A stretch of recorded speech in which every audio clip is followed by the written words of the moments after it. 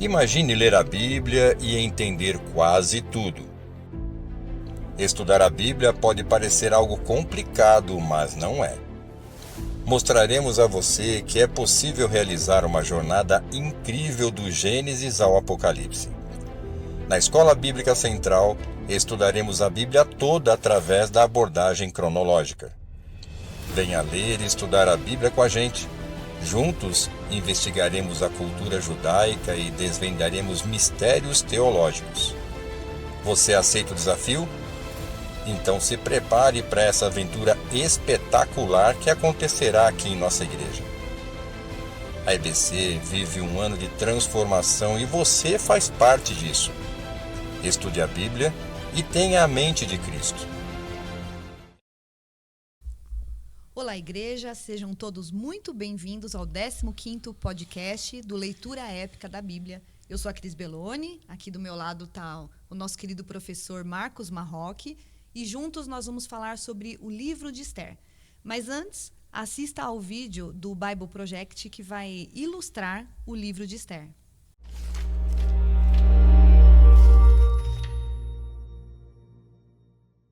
O livro de Esther é um dos livros mais interessantes e curiosos da Bíblia.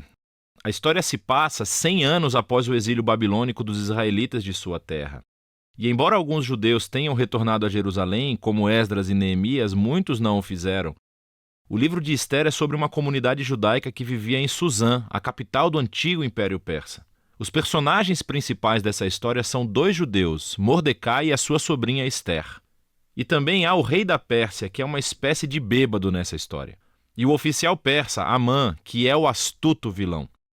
Agora, esse é um livro curioso na Bíblia, principalmente pelo fato de que o nome de Deus não é mencionado nenhuma vez, o que pode parecer estranho. Quer dizer, a Bíblia não é sobre Deus? Mas essa é uma técnica brilhante do autor, que aliás é anônimo. É um convite para ler essa história em busca do mover de Deus. E há sinais disso em todo lugar. A história é cheia de coincidências muito estranhas e inversões irônicas, e tudo isso força você a ver o propósito de Deus por trás de tudo. Vamos nos aprofundar na história. O livro começa com o rei da Pérsia fazendo 2 banquetes elaborados que duram um total de 187 dias. E é tudo pelo propósito grandioso de exibir a sua grandeza e esplendor. No último dia do banquete, ele está muito bêbado e exige que a sua esposa, a rainha Vasti, apareça na festa para mostrar a sua beleza. Ela recusa, e assim, em uma fúria embriagada, o rei destitui Vasti e faz um decreto muito bobo de que todos os homens persas devem ser agora os donos das suas próprias casas. Então ele realiza um concurso de beleza com o objetivo de encontrar uma nova rainha. Isso é como uma novela muito ruim, mas é aqui que conhecemos Esther e Mordecai. Esther esconde a sua identidade judaica, entra no concurso de beleza e vence. E o rei fica tão obcecado com Esther que ele a exalta para se tornar a nova rainha da Pérsia. Depois disso, e de forma acidental, acontece de Mordecai ouvir 2 guardas reais conspirando para assassinar o rei. E assim ele informa Esther, que por sua vez informa ao rei, e Mordecai recebe crédito por salvar a vida do rei.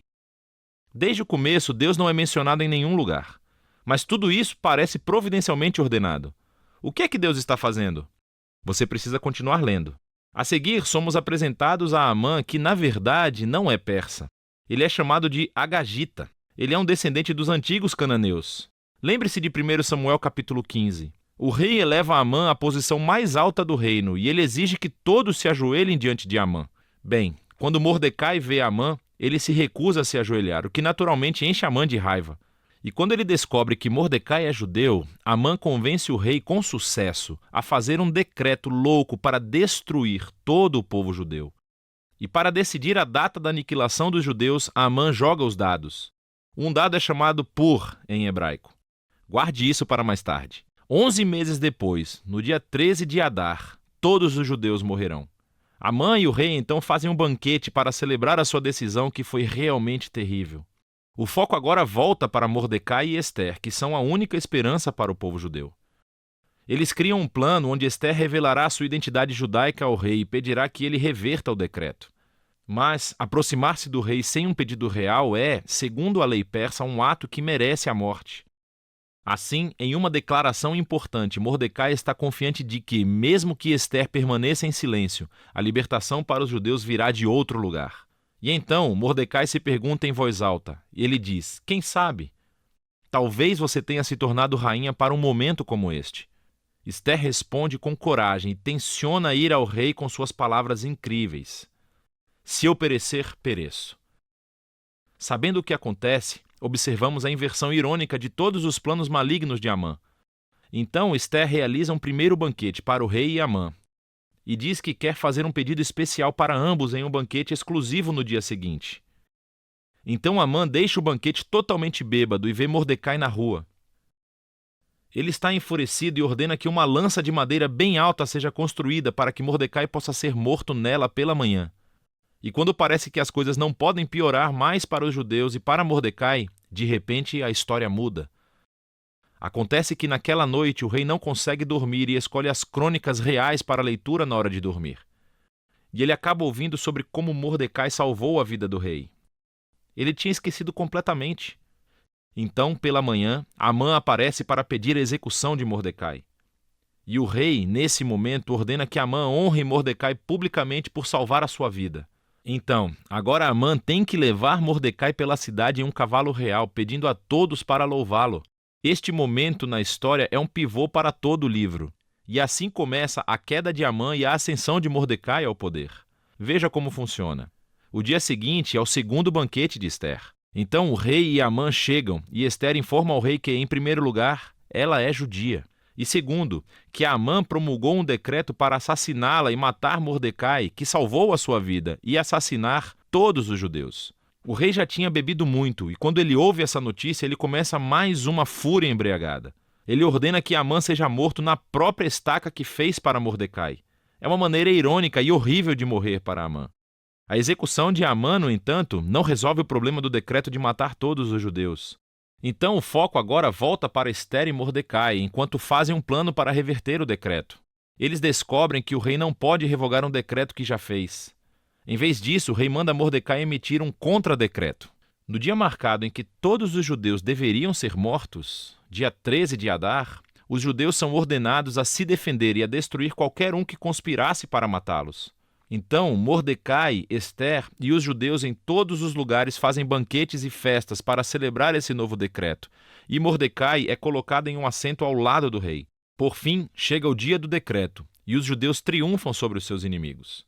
Primeiro, eles destroem a família de Amã e depois qualquer outro oficial persa que tenha se juntado à conspiração de Amã. E, no dia seguinte, eles têm permissão para destruir qualquer um que conspirasse contra eles em todo o reino. Isso resulta em alegria e celebração quando os judeus são resgatados da aniquilação.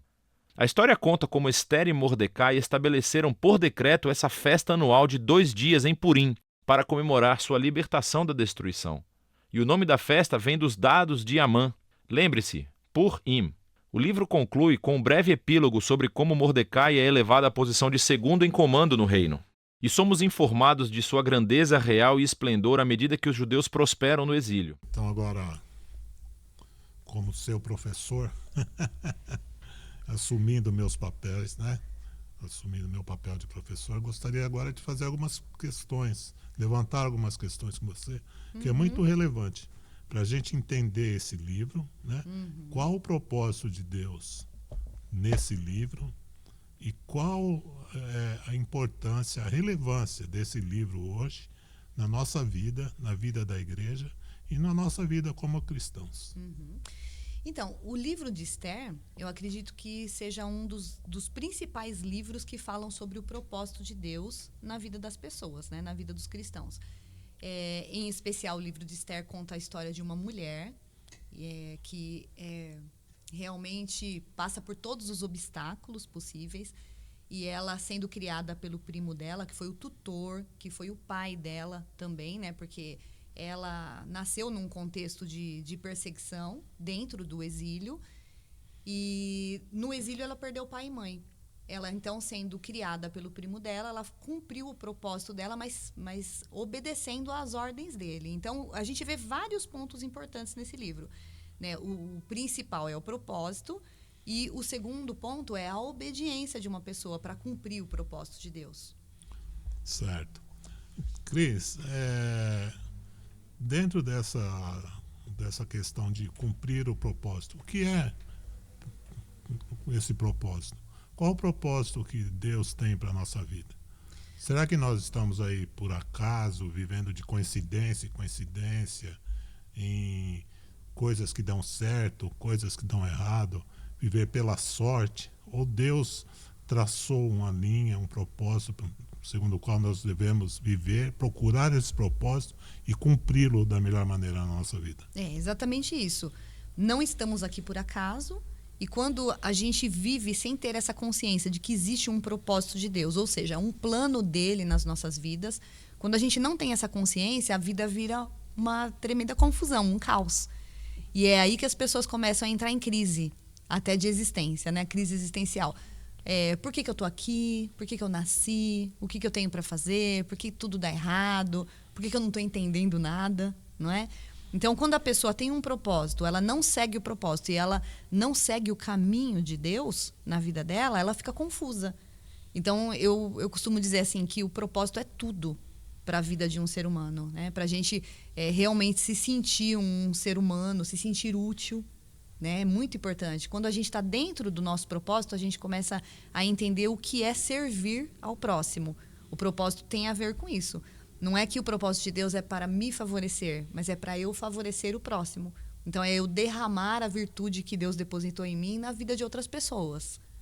E ao fazer isso, é o que nós podemos dizer que é viver uma vida plena, né? Exatamente. A vida plena é essa, né? Não é se trancar em uma concha, ficar preso ali. Uhum. Eu vou viver aqui os meus problemas, da minha família, da minha comunidade até, e não vou além disso. E às vezes a gente deixa de cumprir o propósito de Deus na vida e leva uma vida, às vezes, descontente, cheia de ansiedade e depressão por causa disso. Sim. Né? Porque se nega, às vezes está tão fácil, né? Tão fácil a gente cumprir o ID do Senhor, tão fácil a gente cumprir a palavra de Deus, e a gente prefere ir através das nossas dificuldades, das nossas lutas. A gente pode até falar isso, né? O propósito, ele facilita a vida da gente. Sim. Porque quando a gente sente prazer na vida que a gente tem, fica mais prazeroso o nosso acordar, o nosso dormir, o nosso descansar, né? Então, o propósito traz essa alegria para a nossa vida. Muito bem. E passei na prova, professor? Passou, tá indo bem. Respondi a pergunta, acertei essa pergunta? A primeira questão certa, 10, nota 10. Amém. Segunda questão. Nós vamos falar agora do favor do rei, né? O favor do rei. O que significava ser beneficiário do favor do rei, conforme Esther foi? Então, na Bíblia fala que Esther encontrou o favor e a graça do rei. Significa que ela, em primeiro lugar, foi totalmente diferenciada das outras mulheres. E aí é bom a gente lembrar da vida de José. José encontrou o favor do faraó, José encontrou o favor do carcereiro. Então, ele não foi tratado como prisioneiro, ele não agiu como prisioneiro. E também, quando esteve na presença do faraó, encontrando o favor do faraó, o que significa? Que Deus estava naquele plano. Então, apesar de ter sido enviado para ser um prisioneiro, né, que era o plano dos irmãos dele, ele foi favorecido por Deus. Então, toda pessoa favorecida por Deus encontra favor, é esse o termo que é usado na Bíblia, favor e graça diante de uma pessoa que vai dominar a vida dela.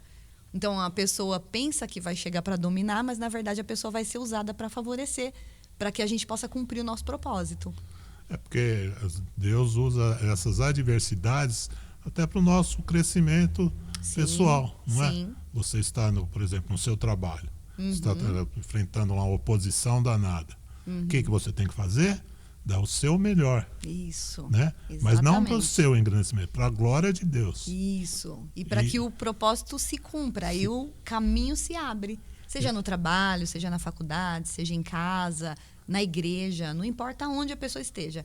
Se ela está cumprindo o propósito dela, ela abre caminhos para outras Sim. pessoas também. E aí que entra aquela parte linda, né, do plano de Deus na nossa vida. E isso às vezes até no relacionamento do casal, né? Também. Então eu começo a reclamar da esposa, a esposa começa a reclamar de mim. Então, em vez de eu procurar melhorar, fazer o melhor, eu me tranco e acabo gerando discussões, né? Debates. E seria muito mais fácil, não, se eu estou com esse problema, né? Se eu estou largando a toalha molhada em cima da cama, não farei mais isso. A pasta de dente aberta, A pasta de né? dente aberta, não é? Né? Então a gente tem que se corrigir. E ao se corrigir, a gente realmente isso é o certo a fazer. Sim, em não qualquer relacionamento, né? Um relacionamento de marido e mulher, relacionamento em casa entre mães, pais e filhos, qualquer relacionamento. Se a gente estiver dentro do propósito, a gente vai usar as adversidades, os problemas para o bem, né? Isso aí. Tudo colabora para o bem, Amém. Fazer tudo para a glória para a de Deus. glória de Deus. E por falar nisso dentro de casa, um personagem, você falou desse primo, né? Mais velho dela. Mardoqueu. Mardoqueu. E o papel de Mardoqueu? Qual foi o papel de Mardoqueu na história de Esther? Foi essencial, na verdade, né? Porque tudo aconteceu porque Mardoqueu guiou a vida de Radassa, né? Que não era Esther ainda, foi guiando a vida dela para o propósito dela. Então, quando ele percebeu que a rainha Vasti tinha desobedecido o rei, não compareceu na presença dele, e aí ele criou um decreto para que ela não entrasse mais na presença dele, ou seja, a separação, né? Vamos dizer assim, o divórcio. Ela deixou de ser rainha. Quando Mardoqueu percebeu isso, ele viu uma oportunidade de inserir Esther naquele reino. Por quê? As mulheres bonitas, né, e virgens de todas as províncias foram convocadas, uma de cada província, né? Então, eram 127 províncias, todas foram convocadas, né, as mais belas. Vamos falar assim que teve um concurso de Miss em cada província e as vencedoras foram para o palácio. E ali haveria a escolha do rei, de uma delas. Quando Mardoqueu viu essa situação, falou, opa, Esther pode, né? Esther não, é Radassa pode fazer parte disso. E foi ele que conduziu ela para esse propósito. Então, ele foi uma pessoa que colaborou, uns colaboram com os outros, né? Para que o propósito se cumpra. Por exemplo, dentro da igreja, alguém tem um propósito a cumprir. As pessoas ao redor fazem parte desse propósito. Mardoqueu foi uma das pessoas principais para esse propósito acontecer. Usou a vida dele para que o nome de Deus fosse glorificado, para que o povo judeu fosse salvo, né? Lá na frente. Isso. E ele se deixou usar sobre isso. Mas eu queria falar um pouco mais sobre essa seleção, né? Reuniam-se então as mais belas, né? Isso. Mas não era só isso, havia toda uma preparação, né? Sim. Ela não chegou lá já bonitona e foi apresentada. Houve todo um preparo, né, Cris? Exatamente. Como que foi isso aí? Então, vamos pensar no contexto da Radassa, né? Ela era pobre, era órfã, não teve uma mãe para cuidar dela. Então, ela veio de um contexto muito difícil, que era o exílio. Então, a gente imagina, assim, nesse ponto, totalmente despreparada. Então, teve 1 ano de tratamento de beleza. Se ela não tinha condições de fazer chapinha, ia ter um monte de cabeleireira para cuidar dela, né? Fazer a maquiagem, tinha um make todo especial. Tinha uma Jequiti lá, né? Eu acho que tinha Jequiti, eu acho que tinha Avon, né? Mas aí a gente pode subir um pouco o nível, né? Devia ter outras. Nível real, né? Com certeza, nível real devia ser muito além de Jequiti e Avon, né? Então, roupas, né? As roupas mais caras, as roupas mais bonitas, estava tudo à disposição dela. Perfumistas, inclusive, tratamento de pele, devia ter massagem, tudo isso, né? Eu acho que não tinha hidromassagem, mas acho que a massagem ali, né? Manual existia, né? Havia toda uma preparação, Toda uma Cris? preparação. Então, depois desse período de 1 ano, o rei começou a chamar até a presença dele cada uma dessas misses, vamos dizer assim, né? Dessas mulheres belas. Às vezes a pessoa não entende muito bem o que aconteceu, mas a Bíblia é clara nesse sentido. A Bíblia diz que a mulher ia até a presença do rei, ela saía da primeira casa de mulheres, ela ia à noite e voltava pela manhã. significa que ela tinha uma experiência na cama do rei, né? Ela já não era mais virgem. Já deixava, né? já voltava na manhã deixando de ser virgem. Então, a outra casa onde ficavam E aí as ela que voltava. já não eram virgens. Isso. Aí na volta dela, ela voltava para a segunda casa das mulheres. Então significa que durante esse percurso ela deixava a primeira casa, né? Deixava de ser virgem e ia para a segunda, passando a ser uma das concubinas do rei. Ela só voltaria na presença do rei se o rei chamasse ela pelo nome. Então, dentro dessa experiência de várias, né, mulheres indo para o quarto do rei, né, que a gente brinca até, né, fala assim, o test drive, né, de cada uma. Esther foi a escolhida naquele momento, e aí que a gente fala, ela encontrou o favor, né, da parte do rei, porque a Bíblia diz que o rei a amou. Então, a partir dali, ela teve um tratamento totalmente diferenciado. Ela realmente foi tratada como esposa do rei. E aí que a gente enxerga a providência de Deus. E essa providência de Deus agiu para proteger o povo de Deus do seu grande inimigo, né? Qual o Isso. nome desse inimigo? Amã. Amã. Isso. Qual o papel de Amã na história, né? No enredo, né? Dessa história de Esther? A Bíblia diz que Amã odiava o povo judeu. Então, ele estava ali para destruir o povo judeu. Em quem ele encontrou essa oportunidade? Em Mardoqueu.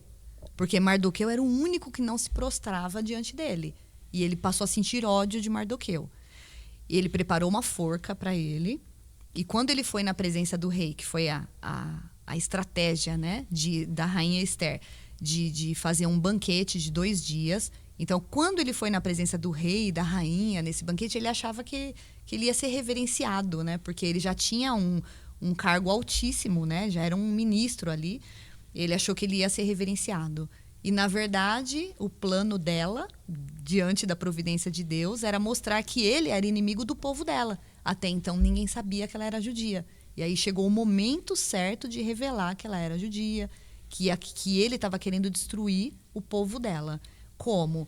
A primeira morte que ele planejou foi a do próprio Mardoqueu, e depois ele criou um decreto que todo judeu deveria ser morto. O que ele alegou com isso? O que ele falou para o rei?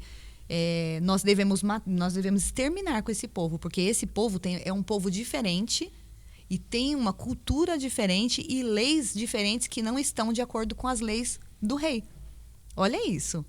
Então, assim, o que faz a gente lembrar hoje em dia?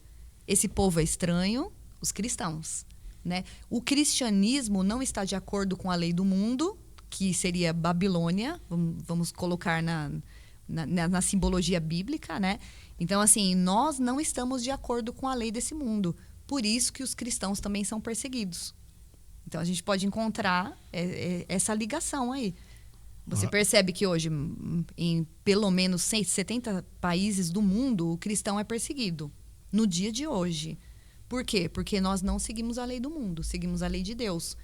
Mardoqueu estava na mesma situação. Ele seguia a lei de Deus e não seguia a lei do rei da Pérsia. Por isso, ele seria morto na forca e o povo todo seria exterminado.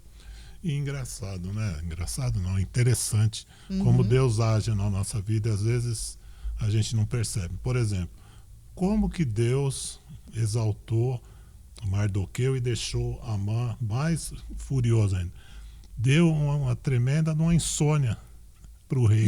Isso. Né? Você vê que às vezes a gente também perde o sono à noite, às vezes preocupado com o irmão, alguma coisa. Será que a gente ora por esse irmão? A gente pensa nele?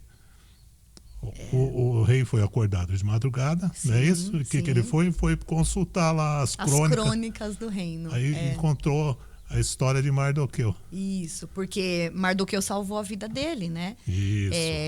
Teve um dia que ele estava sentado na frente do palácio, aí 2 eunucos estavam planejando a morte dele. Quem estava ali ouvindo? Mardoqueu, acredito que por providência de Deus também. Sim.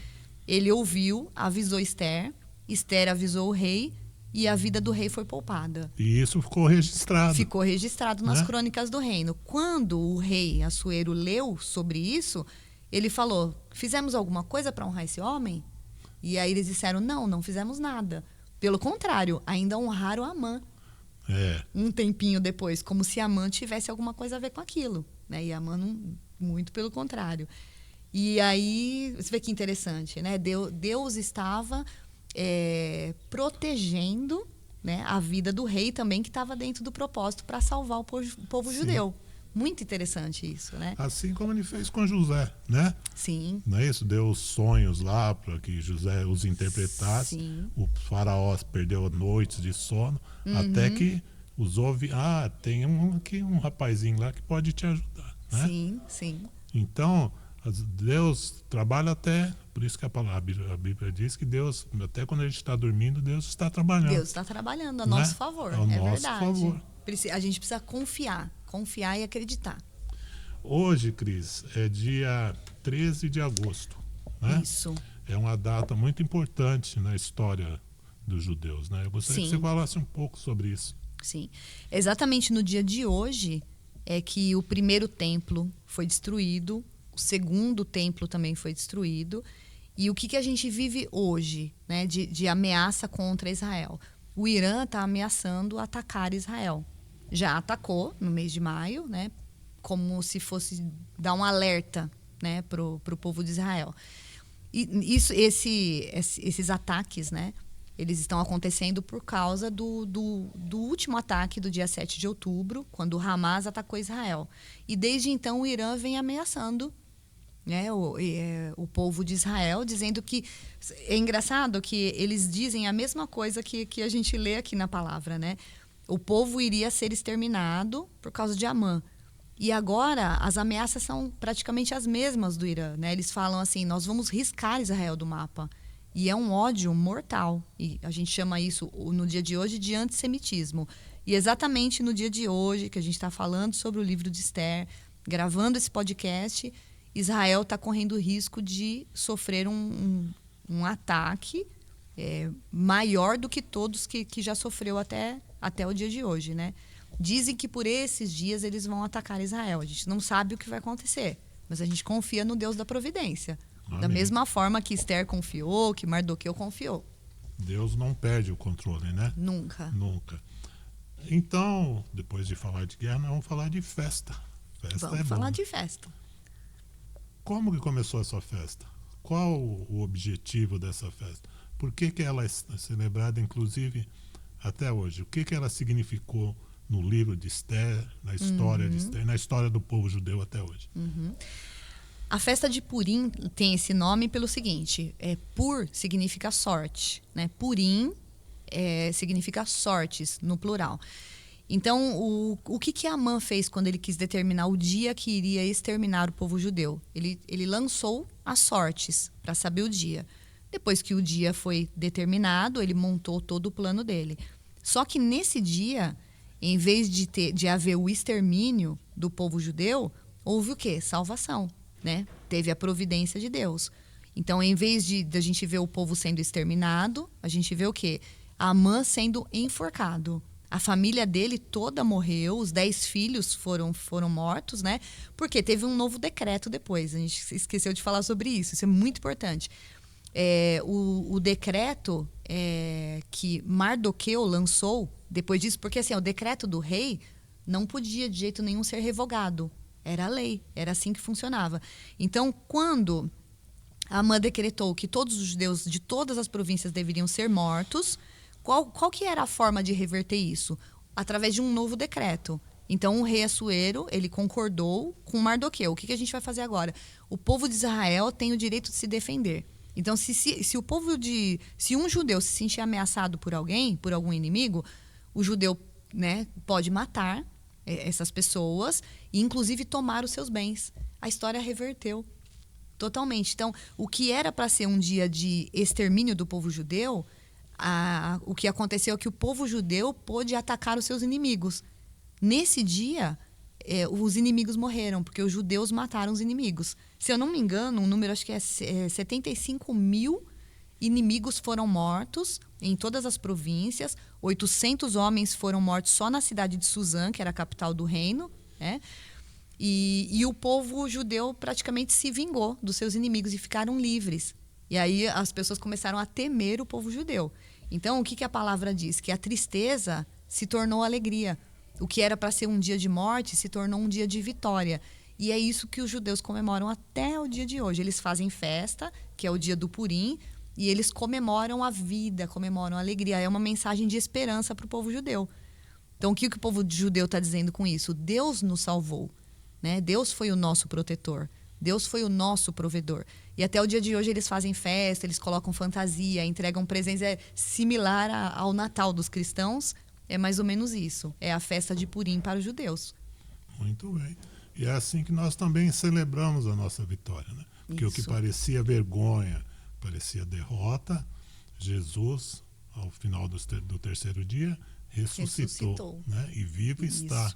Por isso que nós celebramos, né? Celebramos e cantamos até que o Senhor volte em todo poder e em glória. Amém. Então, com o controle da história, mesmo que as coisas pareçam difíceis, né, intransponíveis, a mão do Senhor está conduzindo. Exatamente. O que nós precisamos fazer, então? Achar o nosso propósito. Isso. Não é cumprir verdade? o nosso propósito para honrar o nosso Deus e viver aqui em clima de festa. Mesmo que a gente tiver dificuldades, a gente precisa acordar todos os dias, comemorar, né? Comemorar a vida, comemorar essa vitória e seguir em frente, né? Porque o nosso destino é a eternidade. Não acaba aqui. Muito bem. Não é? Excelente aluna. Passei na prova, Passou professor? na prova. Oh, glória. Você quer acrescentar mais alguma coisa? Não, eu acredito que tá completo. Aí, se os alunos tiverem, né, alguma dúvida, a gente continua à disposição de todos. Tá bom. Certo? Você quer acrescentar agora uma nota a mais no seu boletim? Faça um encerramento. Despeça-se do povo. Então, nós terminamos o nosso podcast de hoje deixando a seguinte mensagem: que você continue lendo a palavra de Deus, que você busque o propósito de Deus na sua vida. E vamos finalizar, então, com um texto muito importante do livro de Esther, que diz o seguinte: quem sabe se não foi para um tempo como este que chegaste até aqui? Né? No caso de Esther, Mardoqueu disse a ela: será que não foi para um tempo como este que você chegou até o reino? E a nossa pergunta para cada um da IBC é essa: será que não foi para um tempo como este que você chegou até aqui? Então, que você possa cumprir o seu propósito dentro e fora da IBC, que você seja Igreja de Cristo e que tenha a sua vida tremendamente abençoada.